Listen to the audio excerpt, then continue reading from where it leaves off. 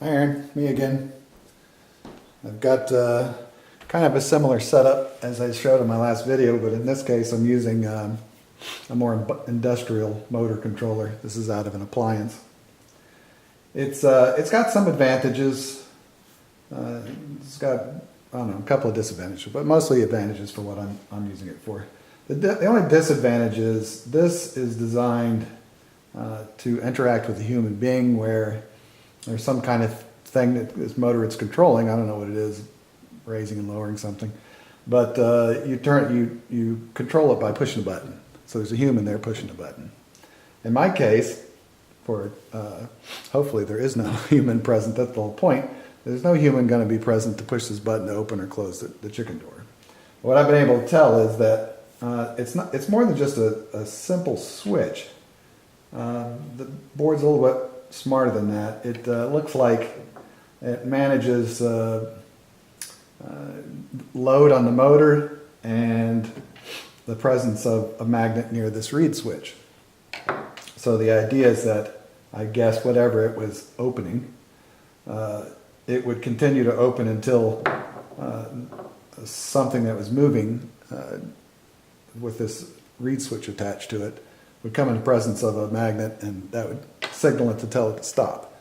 And on the closing, it's less voltage for one, because it's not fighting against gravity. So you'll hear the motor whine with less voltage, and when it's closed all the way, there's a little load on the motor because it can't move any further, and so the board detects that and turns it off.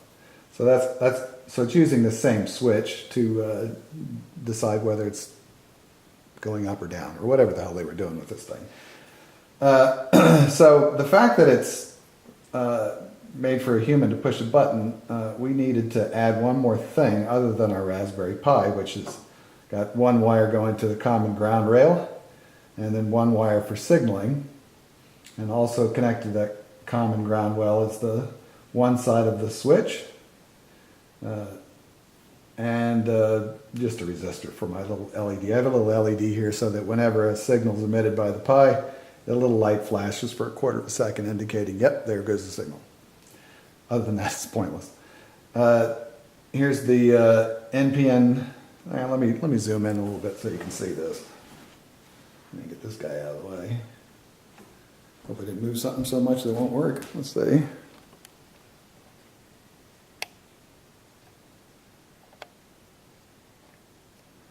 Okay, so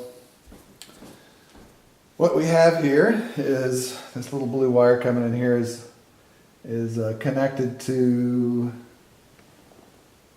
it's connected to the base of the transistor. The hot lead coming out of this switch is connected to the positive rail, and then there's a common ground over here that's connected to the negative rail. Also, the transistor has the emitter coming off that positive rail, and the collector over to here, which is going back to the switch. So it's like when a signal comes in here, it allows the electricity coming from this positive rail to go through the transistor, of course, the whole point of the transistor, over to the collector, which then comes back to the switch. So it's essentially it's an automatic human. It's hitting the button. It's just controlled by this Pi from a program, signaling from a program, rather than a person pushing a button.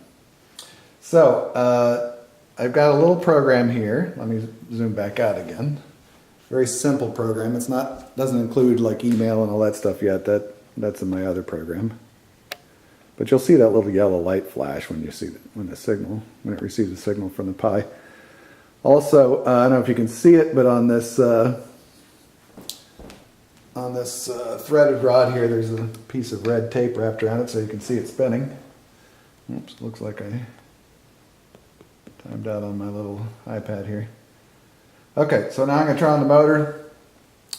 We're going to run a program that'll signal it, and watch the little light flash.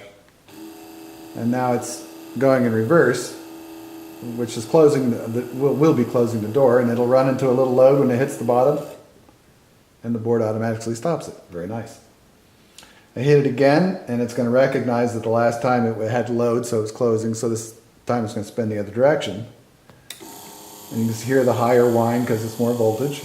And that runs until a magnet is in the vicinity of the reed switch. Turns it off. Nice.